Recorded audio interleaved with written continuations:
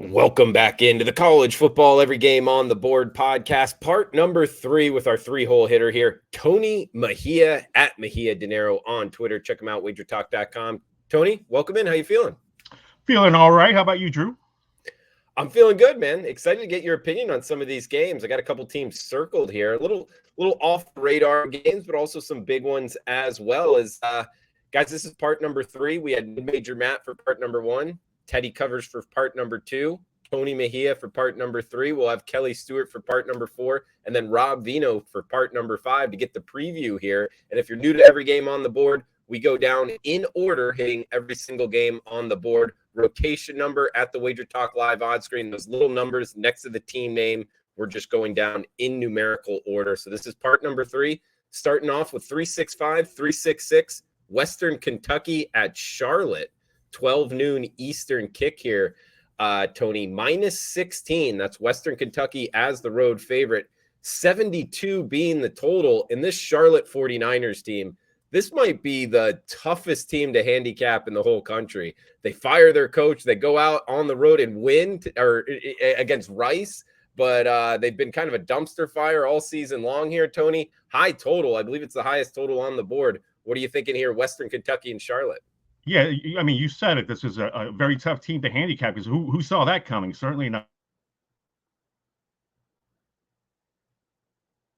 Certainly not Tony there. I think we lost him for just a second, right, guys. But Tony, yeah, you might need to reset. Not sure, man. But yeah, Western Kentucky can score. Charlotte as well. They just sent Will Healy out the door, and the first week without him, they played Rice and scored like 50 points. Now, their defense isn't very good. So Rice was able to and they actually shut down Rice, Tony, kept them to just like 20-something points, low 20s. So, hey, maybe they found a defense. Not really sure, man. Think we got you back here. Western Kentucky and Charlotte. Any quick thoughts on it? Yeah, I mean, I think my internet is good again. Western Kentucky comes off a puzzling result, too, because they lost 40-13 to North Texas at home. In a game that they were really looking forward to pulling out to try to get into that Conference USA championship game picture. UTSA currently undefeated. North Texas really now in the driver's seat at the number 2 spot with a tiebreaker over the Hilltoppers. It's going to be tough sledding for Western Kentucky, but it starts this weekend against. All right, let's head to the Pac-12 Conference of Champions up next. 3:30 Eastern, 12:30 Pacific kick here. We got 367, 368 Oregon at Colorado. Tony, I think we got you back here. We got the Ducks minus 31.5 as the road favorite. 61.5 being the total in Boulder. Excuse me. You liking anything in the Conference of Champions? I mean, just these two teams, both 6-2 to the over this season. I think the Ducks should be able to run all day on the Buffs. Mike Sanford does say that running back Alex Fontenot is going to be out there, so that helps their cause. Oregon wide receiver Chase Cota is going to be a game-time decision. We got BYU and Boise State up next. 369, 370, 7 o'clock Eastern, 4 o'clock Pacific kick here. Broncos minus 7.5. Home favorites, 54.5 being the total on the blue turf. Yeah, Boise has really been resurgent. Coming back, they fired their offensive coordinator. They've been really their quarterback transferred out. Taylon Green has stepped up. He comes off 227-yard passing against Air Force.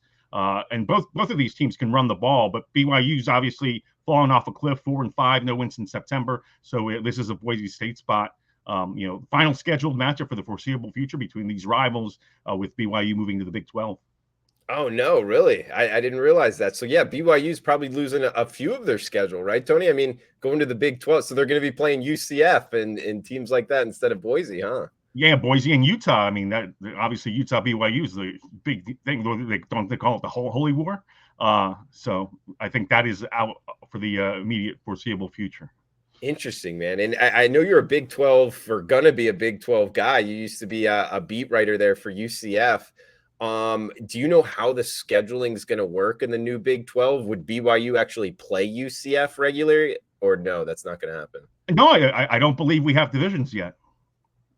But it will be a 2-division format. We'll see how they separate them. I won at Kansas State, so I can rag on Kelly.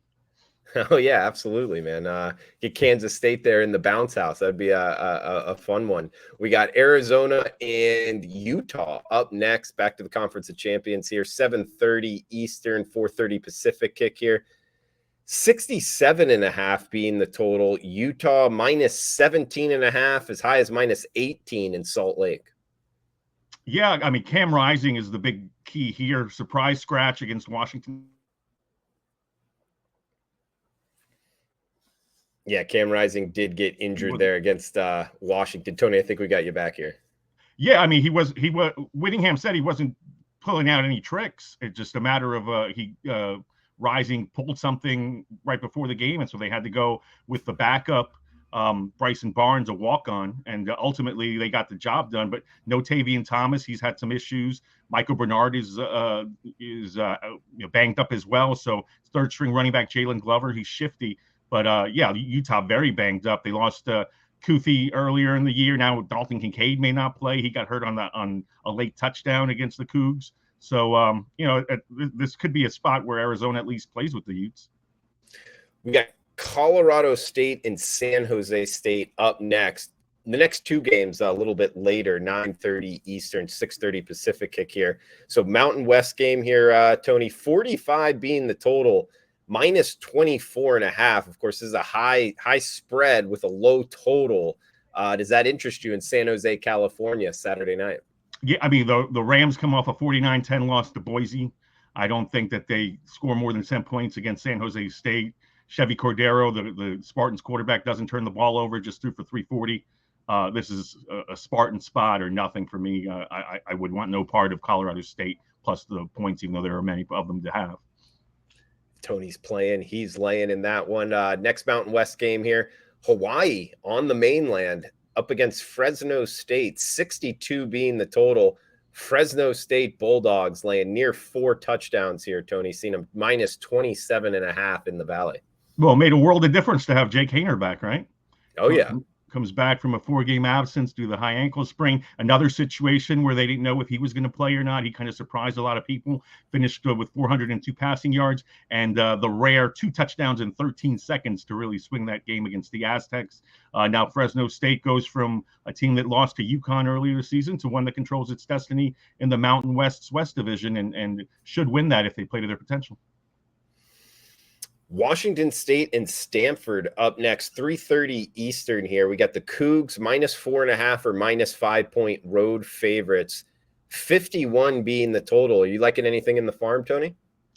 This is one of those games where I love watching them because you've got two teams basically playing for their season. Both teams have only won once in the Pac-12. The Cardinal is 3-5, but can still get bowl eligible. Washington State is 4-4, but on a 3-game skid. You've got 2 good quarterbacks, Cam Ward and obviously Tanner McKee is a pro prospect, but both very banged up. I mean, I would be interested in taking the points, but the Stanford defense did hold up nicely in the wins against Notre Dame and Arizona State, both comebacks. They held both of those teams in the teens. So, this might be a game just to watch, but it should be physical and it should be competitive. Washington State has won 5 straight in the series, however. Tony, we got 2 games left in the segment here. We got next one up, California and USC. Heading back to the Pac-12, 9:30 Eastern, 6:30 Pacific kick. 60.5 being the total. The Trojans, more than 3 touchdown home favorites, seeing minus 21.5 at most shops now. Cal traveling down to L.A. To play in the Coliseum here, Tony. Yeah, USC, underwhelming 45-37 win against Arizona, but they were without both Jordan Addison and Mario Williams. They're 2 star wide receivers. Williams is closer to coming back than Addison this week. Linebacker Eric Gentry also potentially comes back.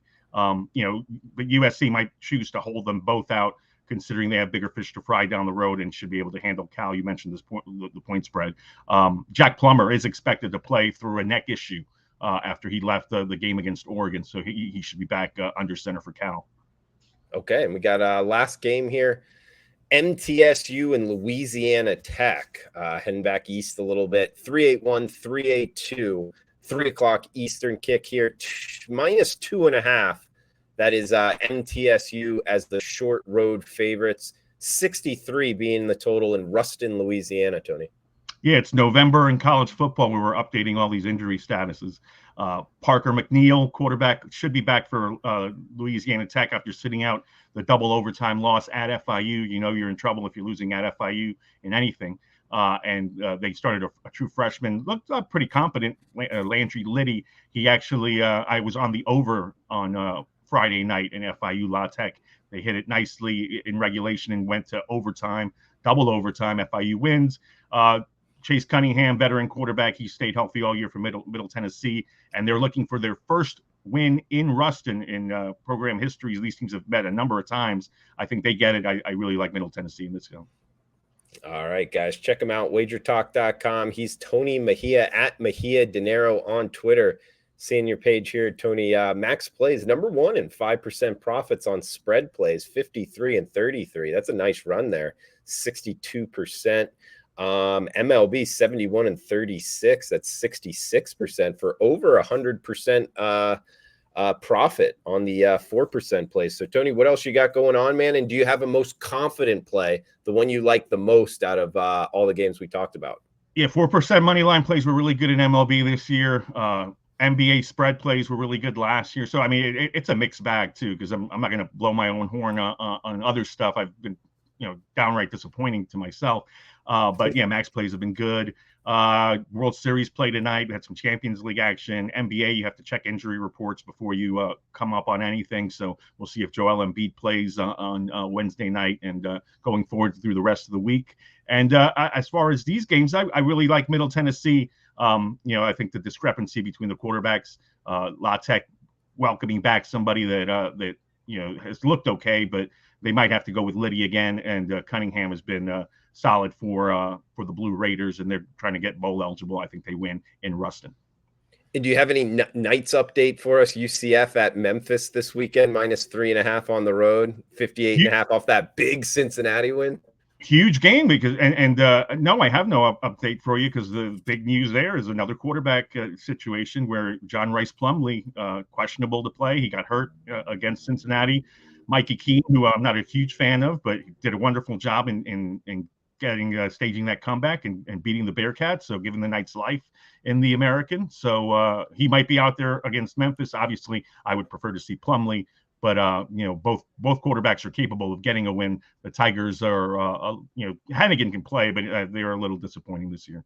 Sure, I saw UCF make the rankings, the playoff rankings. Yeah, how about it? All right, Tony Meija, guys. Well, I don't know. Did you have any thoughts on that? No, I mean, Tulane is higher ranked and should be. So that'll be an interesting game down the road, Tulane and UCF. And then obviously Cincinnati's still right there. So the American will be competitive until it blows up and becomes the Big 12. It will be fun times.